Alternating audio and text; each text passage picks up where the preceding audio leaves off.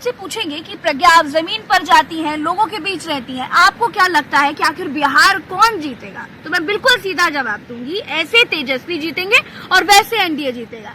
और यही जवाब आपको 10 तारीख को रिजल्ट के तौर पर आपके सामने आ जाएगा। बिहार की सारी गुणागणित, सारी संभावनाएं ऐसे और वैसे में ही टिकी हुई है। तेजस्वी ने रैली और रोड शो के मामले में लालू के रिकॉर्ड तोड़ दिए हैं और वैसे एनडीए जीतेगा, क्योंकि बिहार की राजनीति अंक गणित नहीं है। बिहार की राजनीति रसायन विज्ञान पर चलती है। यहाँ जब 2-3 जातियों को एक साथ मिश्रण कराया जाता है तो एक नया पदार्थ बनता है और वो नया पदार्थ होती है सत्ता। देखिए, नीतीश और तेजस्वी का वोट बैंक एक है, दोनों सेक्युलर हैं। बीजेपी ने बहुत ही चालाकी से नीतीश और तेजस्वी को आपस में लड़ाया। अब कट्टर वोट बीजेपी के साथ बंधा हुआ है। बीजेपी ने मायावती को यूपी में एक राज्यसभा सीट दान करके, अब समझ लीजिए, मौखिक तौर पर जो बिहार का दलित वोट बैंक है वो अपने लिए डन कर लिया है। खेल ये भी देखिए कि मायावती बिहार में ओवैसी के साथ मिलकर लड़ रही थी, लेकिन अब माया ने बीजेपी को जिताने का संकेत दे दिया है। फिर भी ओवैसी चुप है।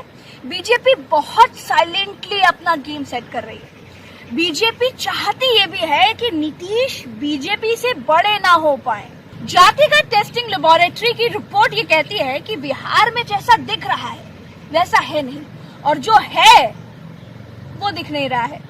वो अलग बात है कि मायावती का दलितों पर अब वो कंट्रोल नहीं रहा जो पहले था।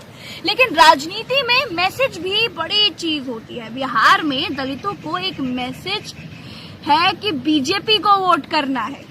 अगर आप जुमलेबाजी और हकीकत की बात करेंगे तो और बीजेपी को तेजस्वी के इन सवालों का जवाब देना ही चाहिए और जनता को भी पूछना चाहिए। प्रधानमंत्री जी ये बताएं कि एनडीए की नीतीश सरकार अपने कुल बजट का केवल 2% ही महादलितों पर क्यों खर्च करती है। प्रधानमंत्री जी बताएं कि बिहार के युवाओं को पीएचडी, इंजीनियरिंग, एमबीए, एमसीए करने के बाद भी चपरासी और माली बनने के लिए फॉर्म क्यों भरने पड़ते हैं। प्रधानमंत्री जी बताएं कि बिहार बेरोजगारी का केंद्र क्यों है। बिहार में डबल इंजन की सरकार में रिकॉर्ड तोड़ बेरोजगारी दर 46.6% क्यों है। प्रधानमंत्री जी बताएं कि डबल इंजन की सरकार होने के बावजूद भी 2014 में किए गए उनके वादे के मुताबिक अभी तक बिहार विशेष राज्य का दर्जा क्यों नहीं प्राप्त कर सका। प्रधानमंत्री जी बताएं कि मनरेगा योजना के अंतर्गत करवाए गए कामों का भुगतान मजदूरों को पिछले 4 महीने से क्यों नहीं किया गया है। कौन दोषी है, केंद्र या राज्य? प्रधानमंत्री जी ये बताएं कि देश के सबसे गरीब राज्यों में से एक बिहार में कुपोषण और भुखमरी पर कुल बजट का 2% से भी कम क्यों खर्च होता है। 15 साल से एनडीए सरकार रहने के बावजूद भी बिहार में कुपोषण और भुखमरी क्यों है।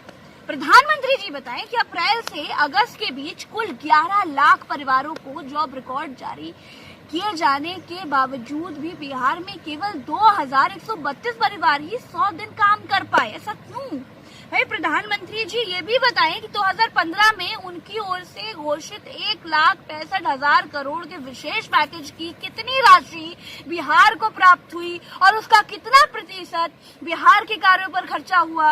अगर पूरी राशि जारी नहीं हुई तो उसका जिम्मेवार कौन है। अब जब आपके सामने राम मंदिर की बात की जाए, जब आपके सामने धारा 370 का महिमा मंडन किया जाए, अब जब आपको पाकिस्तान और मुसलमान का अंतर समझाया जाए, तो बिहार के चुनाव में आप बिहार की बात कीजिएगा। अपनी बेरोजगारी, पढ़ाई, पलायन, शिक्षा, सड़क की जरूर सोचिएगा, क्योंकि बिहार के कल्याण में ही आपका कल्याण है।